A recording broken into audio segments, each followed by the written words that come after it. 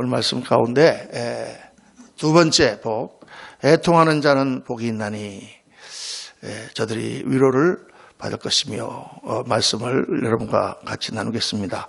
지난주부터 우리가 팔복 강해를 시작했습니다. 지난주에 우리 마태복음 5장 첫머리를 묵상하며 하나님께서 우리에게 하늘 제자, 우리 마태복음 5장부터 7장까지의 말씀을 산상보훈이라고 하는데, 이 산상보훈의 말씀은 굉장히 어려운 말씀이죠. 이해하기가 어렵다기보다는 실천하기가 어려운 말씀입니다. 원수도 사랑하라, 원수를 사랑하라. 그 말씀 여러분 하기가 쉽습니까? 오른밤을 맞으면 왼밤을 돌려대라. 자, 오른밤을 맞고 참을 수 있을지는 몰라도 왼밤까지 돌려드는 것은 정말 하기가 어렵죠. 그래서 정말 어려운 그런 말씀. 그러나 하늘나라의 법도, 하늘나라의 그 도를 말씀하시면서 제일 먼저 하시는 말씀이 뭐냐면 마음 자세입니다. 마음 자세. 복이 있나니, 복이 있나니, 복이 있나니. 뭐가 복인가? 뭐가 복입니까, 여러분? 돈 많고 편안하게 살고 그렇게 놀다가 건강하게 오래오래 살면 복입니까? 아니면 와이프를 잘 얻어서 초복이 있다든가, 아니면 이빨이 좋아서 치복이 있다든가, 그런 게 복입니까? 세상에서는 그런 걸 복이라고 생각할지 몰라도 하나님을 말씀하시는 것은, 하나님이 말씀하시는 복은 그런 복이 아니라 하나님 뜻대로 가치 있게 살아가는 인생, 정말 하나님이 기뻐하시는 인생, 그게 복이죠. 그게 참된 복입니다. 그래서 그 복을, 하나님이 기뻐하시는 복을 얻는 첫 번째 마음이 뭐냐? 심령이 가난한 자, 가난한 마음이다. 뭐가 가난한 마음이냐?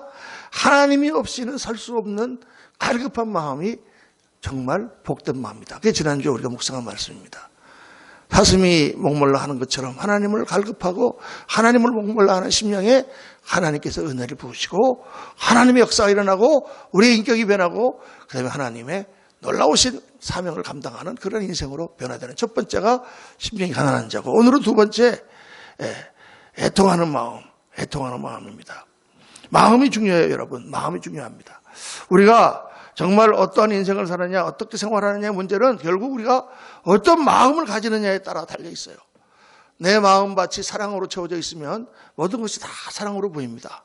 제가 처음 미국에서 은혜 받고 나서 마음에 하나님의 사랑이 가득 느껴지니까 이렇게 아침에 일하러 가는데, 길을 가는데, 미국이니까 가는데 모든 사람이 다 이뻐 보이는 거예요. 흑인도 예뻐 보이고, 스페니쉬도 예뻐 보이고, 할머니도 예뻐 보이고, 전부 미남과 미녀가 가득한 것 같아. 세상이 다 변했습니까? 다 성형수술했습니까? 아니죠. 내 마음이 하나님의 은혜로 차 있으니까, 현민이 얘기하려면 위에 가요. 4층에. 가만히 앉아 있으려면 거기 앉아 있고. 우리 마음이 사랑으로 차 있으면 사랑의 모든 것이 사랑으로 보입니다. 우리 마음이 긍정적인 것으로, 하나님 말씀으로, 하나님으로 차 있으면 하나님의 눈으로 모든 것이 보입니다. 그러나 우리가 그렇지 않고 우리 마음이 스트레스와 짜증으로 가득 차 있으면 모든 것이 다 부정적으로 보이고 모든 것이 다 비판적으로 보입니다. 그래서 우리가 신앙생활을 잘하는 비결은 뭐냐? 마음을 가꾸는 것이다. 우리 잠언 4장에 보면 무릇 지킬 만한 것보다 더욱 내 마음을 지키라. 생명의 근원이 이에서 남이니라 그랬습니다. 마음을 지키는 것이, 그것이 우리 신앙의 가장 기본이죠. 그래서 첫 번째, 지난주에 가난한 심령에 대해서 말씀을 나눴고, 오늘 계속해서 애통하는 심령, 애통하는 심령. 애통하는 자는 복이 있나니 그들이 위로를 받을 것이며, 여기서 애통이라고 하는 말은 뭐냐면 애가 한 장이 타서 통곡한다는 뜻이에요. 애가 타서 슬픔으로 통곡한다. 아니, 좀 말이 안 되는 것 같지 않습니까? 아니, 복이 있는 게 뭐예요? 즐겁고 기쁘고 감사하고 평강이 넘치는 것이 복이 있지, 어떻게 슬퍼서 막 우는 그게 복이 있다고 말씀하시는 것입니까? 좀 말이 안 되는 것 같은데 주님께서 이렇게 말씀하신 것은 굉장히 역설적인 말씀이에요. 역설적인 말씀입니다. 우리가 이 세상을 살아가면서 울지 않고 살아가면 참 좋겠는데, 아무 문제가 없으면 좋겠는데, 우리의 인생과 이 세상은 그렇지 못하다고 말해요. 우리의 본성은 죄로 물들어 있고 세상은 온갖 죄악으로 오염되어 있고 우리 인생에는 가시와 엉겅퀴와 질병과 싸움과 온갖 문제로 가득 차 있지 않습니까? 그 실상, 영적인 실상을 보라는 거예요. 하나님께서 보시는 안타까운 마음으로 정말 영적인 그러한 눈으로 이 세상을 보니까 애통하지 않을 수가 없다. 무너진 부분들이 너무 많습니다. 너무나 하나님을 모르고 사는 사람들이 너무 많습니다. 죽어가는 영혼이 너무 많습니다. 내가 하나님을 믿고 산다고 하면서도 나의 가정에, 나의 삶에 하나님 나라가 임하지 않습니다. 애통해야 된다 그 말이죠. 어떻게 애통하지 않을 수가 있느냐. 여러분 정말 그렇지 않고 수만 명, 수십만 명 사람 중에 정말 드물게 정말 편안하게 아주 기분 좋게 살다가 죽었다.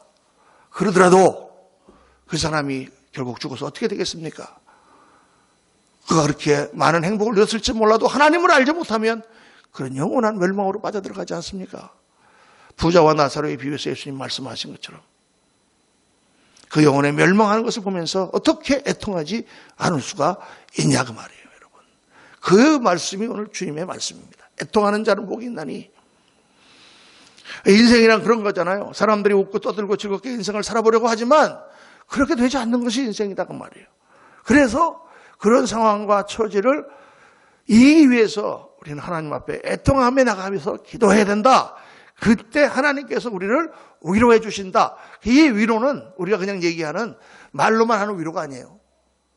이 위로는 파라칼레오라고 하는 원어인데 이 말씀은 옆에서 도와주다, 옆에서 말해주다라는 그런 뜻이에요. 옆에서 파라라고 하는 말이 옆에서라는 뜻이죠.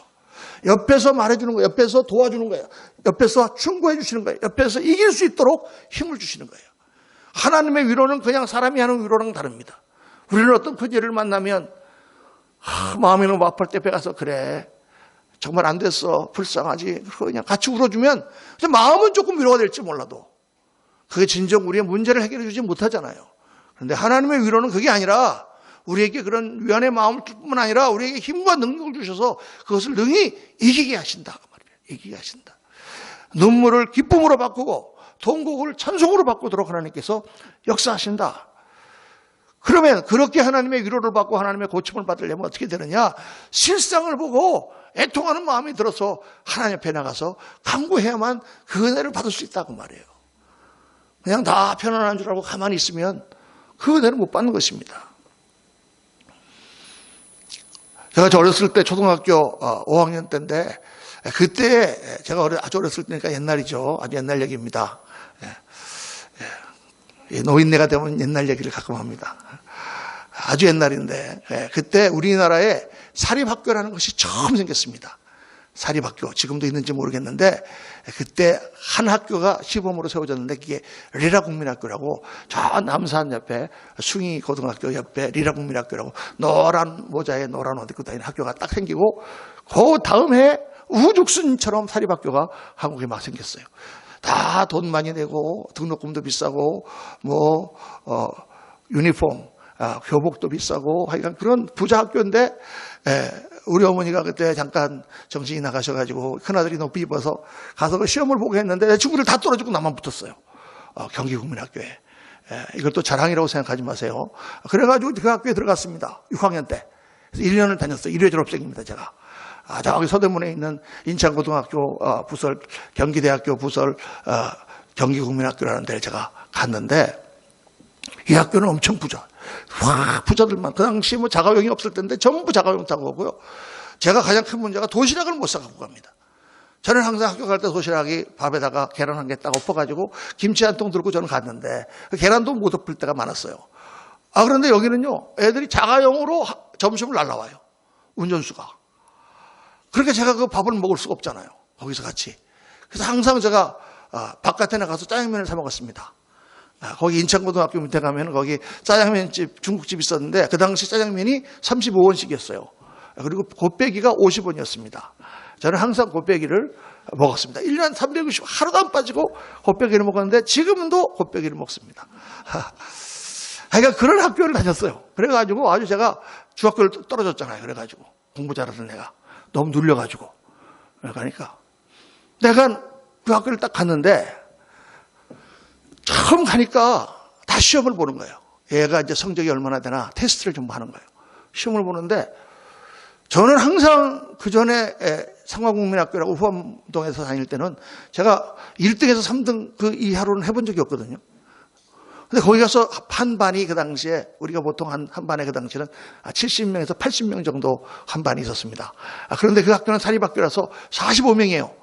그렇게 굉장히 학교가 그 당시로 볼 때는 아주 널널한 학교인데 남녀 공학인데 남자애들 20몇 명하고 여자애들 20명이었는데 시험을 보는데 그 성적이 35등이 나온 거예요. 45명 중에.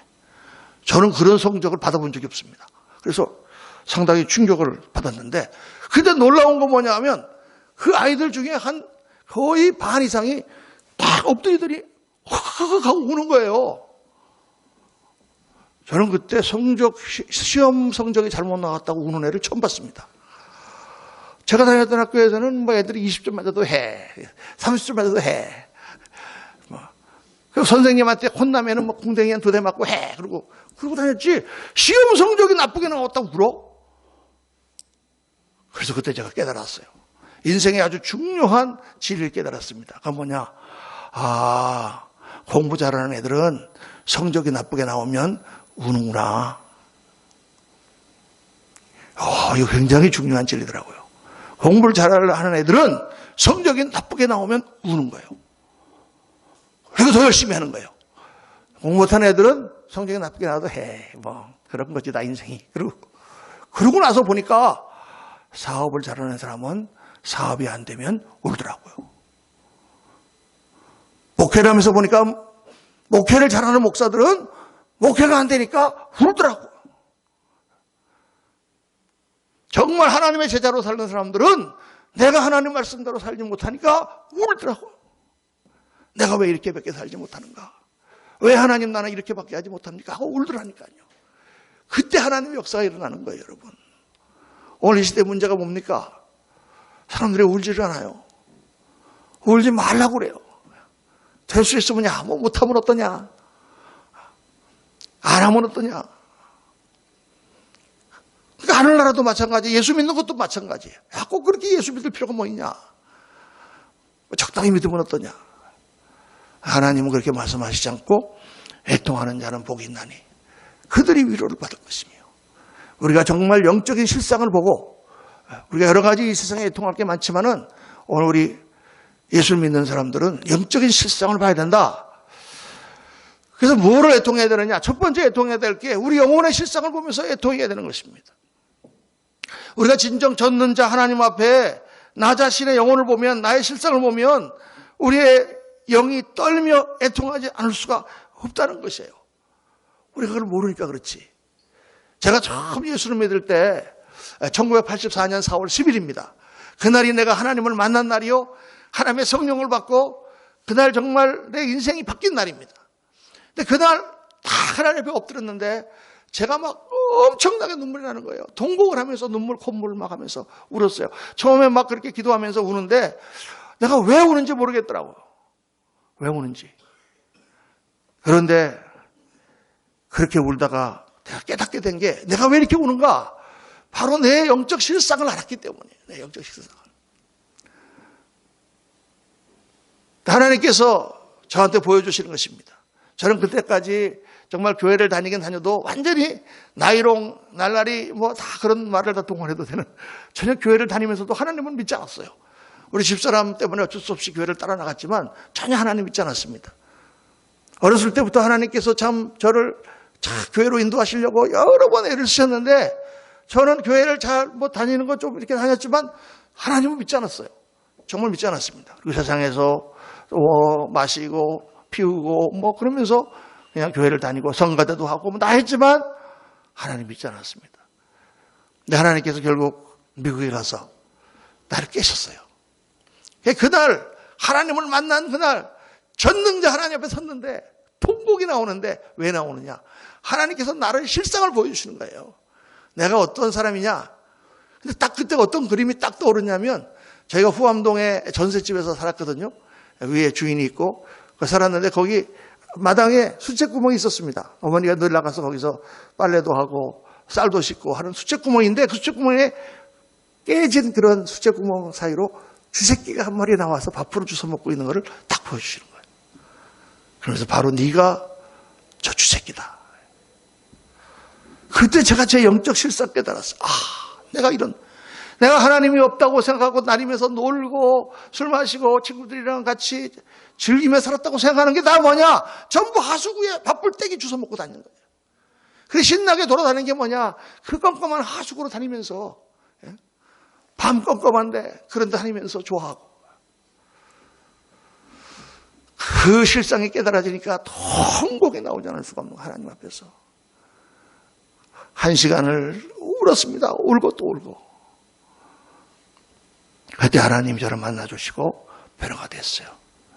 여러분, 우리가 실상을 알지 못하기 때문에 우리가 룰루랄라 하면서 살아가는 것입니다. 정말 하나님 앞에 나의 자신의 내 영이 얼마나 초라하고 내가 얼마나 불쌍한 존재인가를 깨달으면 그러면 통곡 안 할 수가 없는 거예요. 그 하나님을 만나고 통곡할 때 하나님이 우리를 위로하시고 변화시키시고 고쳐주신다고 말이에요, 여러분. 근데 사람들이 이 자기 영적 실상을 모릅니다. 우리가요, 인생이 살아봐야 얼마나 살겠습니까? 순식간에 지나가는 인생이잖아요. 이사야서 40장에 모든 육체는 풀이요 그의 모든 아름다움은 들의 꽃과 같으니 말씀을 여러 번 하나님께서 하셨는데도 그 가운데 그냥 즐기고 그냥 육신 좀 편안하고 하다 보면은 그냥 좋은 줄 알고 살다가 결국은 늙어서 다 죽는 거예요, 여러분. 죽는 거예요. 아무리 옆에서 얘기를 해도 귀를 듣지 않습니다. 예수님이 한번 그런 말씀하셨죠. 이 세대를 무엇으로 비유할꼬? 시장에서 사람들이 애곡을 해도 아이들이 눈물을 흘리지 않습니다. 피리를 불어도 춤을 추지 않습니다. 옆에서 아무리 얘기를 해도 그 말을 다 한쪽으로 듣고 한쪽으로 흘려요. 우의독경, 마이동풍입니다. 그렇죠.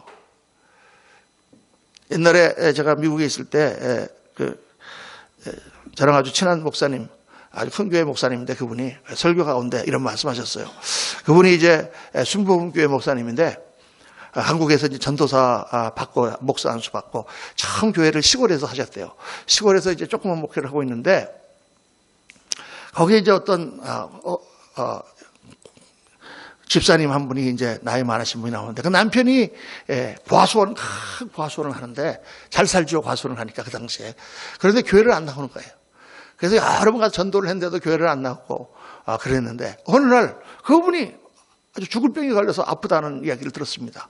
그래서 목사님이 몇 번 가서 신방도 하고 전도도 하고 그러는데 영 말을 듣지 않아요. 그런데 어느 날 전화가 왔습니다. 우리 남편이 이제 숨이 넘어갈 것 같습니다. 목사님 와서 마지막으로 임종 예배를 좀 해주세요. 그래서 목사님 부랴부랴 갔습니다. 그래서 정말 이 사람이 누워서 꼴깍꼴깍 숨이 넘어가는 거예요. 눈도 못 뜨고. 그래서 너무 목사님이 마음이 아파서 귀에다 대고 할아버지 이제는 마지막이에요. 인생의 마지막이에요. 정말 이제는 예수님을 믿으셔야 돼요.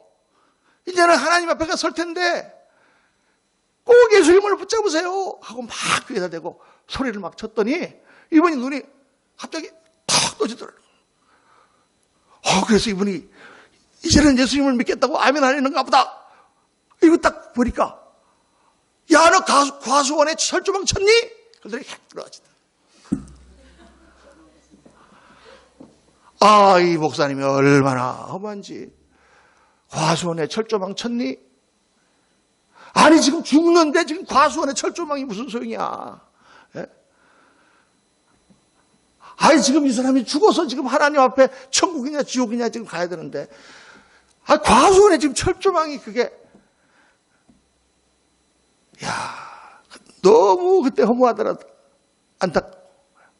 여러분 세상 사람들이 살아가는 영적 실상을 보는 게 그 정도입니다. 그 정도. 지금 정말 자기에게 중요한 문제가 뭔지, 정말 자기에게 하나님이 어떻게 역사하시는지를 모르고 그저 눈앞에 과수원에 철조망 치는 것만 걱정하면서 사는 거예요. 이 할아버지만 그런 게 아니라 사실 우리가 다 그렇다고 말이에요. 우리가 정말 하나님 앞에 나의 영적인 실상을 발견하면 어떻게 애통하지 않을 수가 있습니까? 그렇게 하나님 앞에 나가서 애통하는 자는 어떻게 돼요? 예수 그리스도의 은혜를 힘입고 구원을 받지 않습니까? 멸망으로 가는 그 영혼이 무슨 위로가 필요합니까, 여러분? 그런데 그런데 그때 하나님을 만나고 예수 그리스도 안에서 우리가 죄사함을 받고 영원한 천국으로 들어가는 영생을 얻지 않습니까? 믿으시기를 주의 이름으로 축원합니다. 하나님을 만나는 순간 하나님이 우리의 영의 눈을 열어주시면 우리가 뭐를 보게 된다?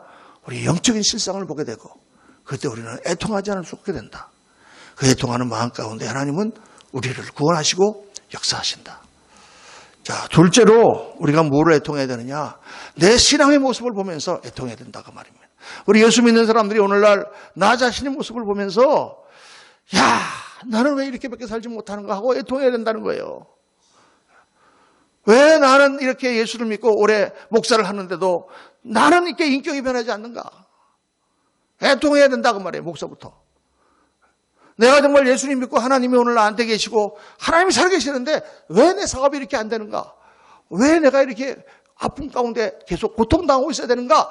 애통해야 된다고 말이에요. 그리고 하나님 앞에 나와서 그 모든 것들을 내놓고 통곡할 때 하나님이 우리를 고쳐주시고 회복하시고 역사하시는 그런 능력이 나타나게 되는 줄로 믿습니다.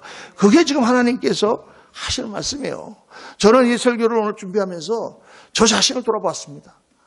전혀 세상에 살 때 성격이 워낙 못되고 막 그랬기 때문에 예수님 처음 믿고 나니까 그 성질이 죽습니까? 안 죽어요. 그러니까 그냥 듣게 또 신학고 하겠다 그러니까 집사람이 옆에서 얼마나 바가지를 끌어대는지 대판 한번 싸우고 나면 너무 회개가 돼서 금식을 했습니다. 금식. 조금 싸우면 3일 금식. 크게 싸우면 7일 금식. 그냥 산에 올라가서 기도하고 그냥 굶고 그냥 굶었어요. 그 다음에는 싸우려고 딱 하다 보면 금식 생각이 딱 나면 아이고 참자 조금 참고 얼마나 금식이 힘든지 아세요 여러분? 정말 굶는 것은 힘듭니다. 그렇게 애쓰면서 그래도 자신을 고쳐보려고 하나님 앞에 엎드리고 금식하고 그러면서 조금씩 그렇게 해서 이만큼 왔는데 요즘은 저도 싸워도요 금식 안 해요. 애통하는 마음이 없었어. 요만큼 하면 그게 좀 더 어느 정도 되지. 벌써 내 마음이 그만큼 느슨해지고 그만큼 때가 묻었다는 얘기죠. 제가 그래서 회개했습니다. 참 이제는 옛날처럼 그러지 않는구나. 정말 통곡해야 될 나의 모습을 보면서 슬퍼하지 않는구나. 영적으로 우리가 무감각해졌구나. 예수 믿는 사람들이 여러분 돈 100만 원을 어디 가서 내가 잃어버렸다. 얼마나 애통합니까? 100만 원이었던 돈인데 누가 나서 나를 좀 무시했어. 자존심이 상했어. 그러면 얼마나 화가 납니까? 분합니까? 그런데 그런 세상의 것들은 조금만 잊어버려도 우리가 분한데 내가 영적으로 하나님께 불순종하고 내가 하나님 앞에 정말 죄를 짓고 내가 정말 하나님 앞에 타락하는 것에 대해서는 조금도 안타까워하지 않는다고 말이에요. 그게 오늘 이 시대의 실상이라는 것입니다. 영적으로 무감각해져 버리고 양심이 나도 모르게 마비되어 버렸어요. 여러분 회개해야 되는 것입니다. 우리가 예수를 믿고 우리의 신앙 목표가 뭡니까? 예수님을 닮아가는 것인데 우리가 얼마나 예수님을 닮아가고 있습니까? 한시밖에 짝이 없잖아요. 그러니까요 성경을 보세요 여러분. 사도 바울과 같은 그런 위대한 사도가요 정말 자기 자신을 보면서 애통하는 모습이 나옵니다. 사도 바울을 성경에서 보면은 우리는 그 사람 발뒤꿈치도 못 따라가요. 그렇게 매를 많이 맞고 고통을 당하면서도 복음을 전하고 그렇게 적이 많고 그렇게 자기를 모함하는데도 다 그걸 이겨내는데 그분이 로마서 7장 19절에 뭐라고 그럽니까? 내가 원하는 바 선은 행하지 아니하고 도리어 원치 아니하는 바 악은 행하는도다. 오호라 나는 공고한 사람이로다. 이 사망의 몸에서 누가 나를 건져내랴. 사도 바울도 그랬다가 말이에요. 자기 자신의 옛사람 나 오호라 나는 공고한 사람이로다.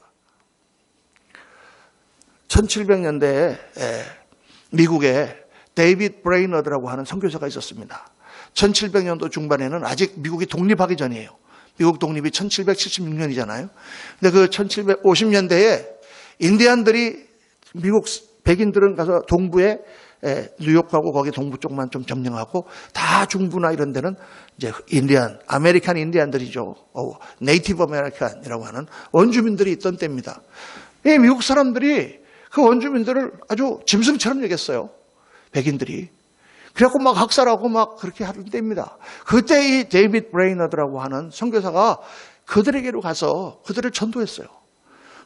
그들에게 복음을 전하고 예수님 믿게 하고 인디안 언어를 배워가지고 그래서 그들의 교회를 세우고 정말 인디안들이 예수님을 믿게 됐어요. 그런데 나중에 기록을 보면은 기병대가 와가지고 그 예수를 믿고 기도하는 인디안들을 막 쏴 죽인 그런 기록도 나옵니다.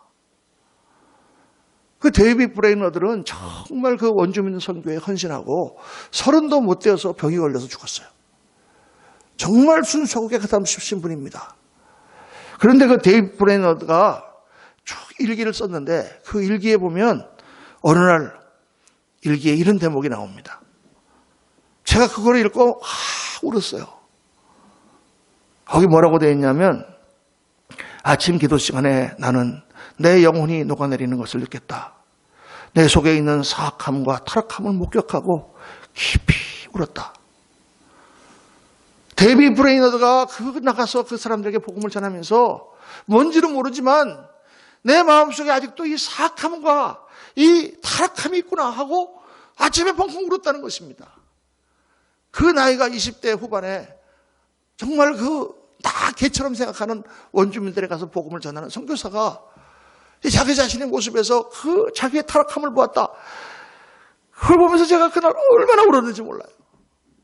데이비드 브레이너도 이렇게 울었는데 나는 어때요? 나는 정말 형편무인지경인데 나는 왜 눈물이 나질 않는가? 여러분, 오늘 이 시대의 교회를 보십시오. 이 시대의 교회가 지금 어디를 가야 되는 것입니까? 바로 애통하는 자리에 나와야 되는 거예요. 하나님께서 교회를 세우는 것은 세상의 희망으로 세우셨습니다. 이 세상에 의인은 교회밖에 없는 거예요. 예수 그리스도밖에 없는 거예요. 우리는 의를 전파해야 되는 사람입니다. 빛을 전파해야 되는 사람이에요. 세상에 소금이 되어야 되는 사람들입니다. 그렇기 때문에 교회가 조금만 잘못했어도 세상은 막 욕하는 거예요. 교회 다니는 사람들이 그럽니다. 절에 다니는 사람들은 더 잘못해도 신문이 가만히 있고 왜 교회만 조금 누가 이상한 사람 하나가 잘못하면 막 이렇게 신문에 대서 특필하고서 막 비방하느냐. 여러분, 왜 그런지 아십니까? 그만큼 사람들이 교회에 기대하기 때문에 그러는 거예요. 교회만큼은 안 그럴 거라고 생각하기 때문에 그러는 거예요. 그런데 우리가 그렇게 하고 있느냐?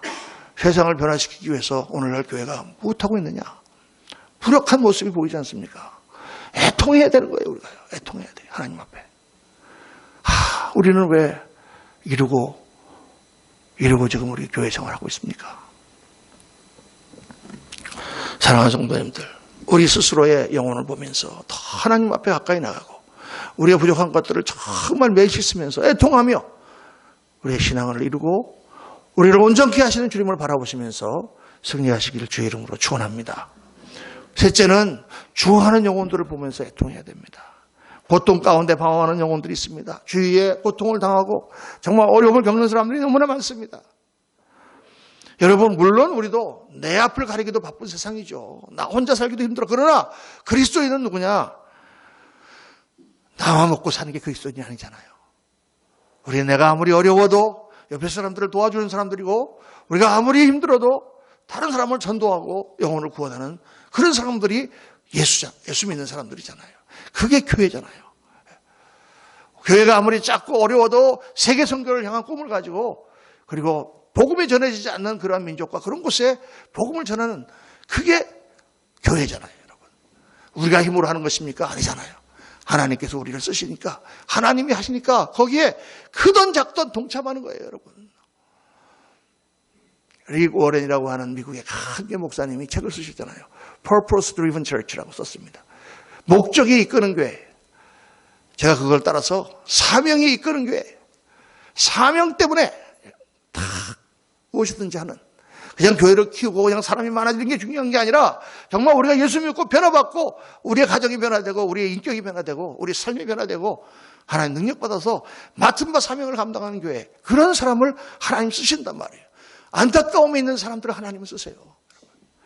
예수님께서 수많은 무리들이 예수님에게 나오는 걸 보았습니다. 병든 자, 귀신 들린 자, 저는 자, 눈먼 자, 그들이 나오는 걸 보면서 예수님이 어떠냐? 그 마음에 민망한 마음이 들었다.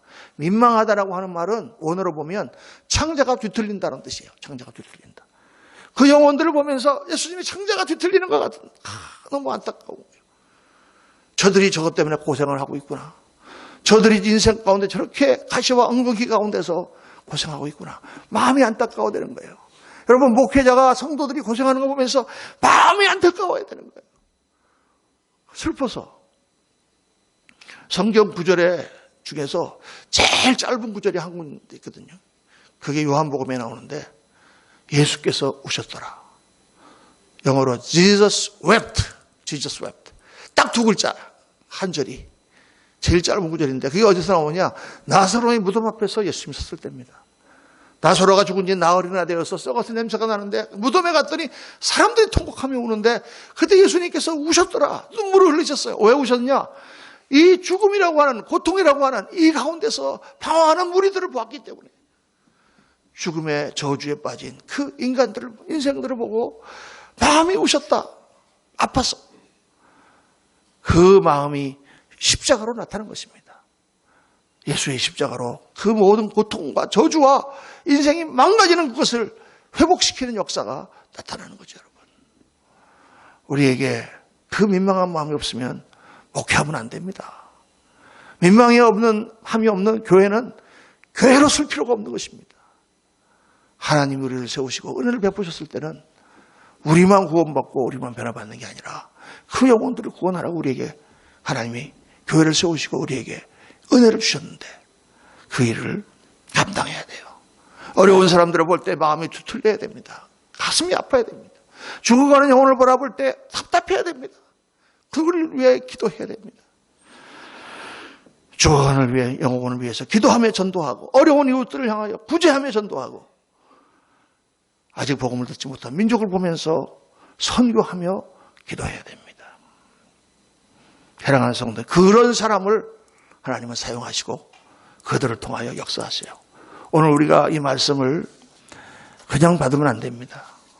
이 말씀을 받으면서 정말 우리 자신을 다시 한번 돌아봐야 됩니다. 편안하고 넉넉하고 좋습니까? 그것만으로 우리 신앙이 끝나서는 안 됩니다. 그것 때문에 우리 그레이스 교회가 새로 세워지는 것은 아닙니다.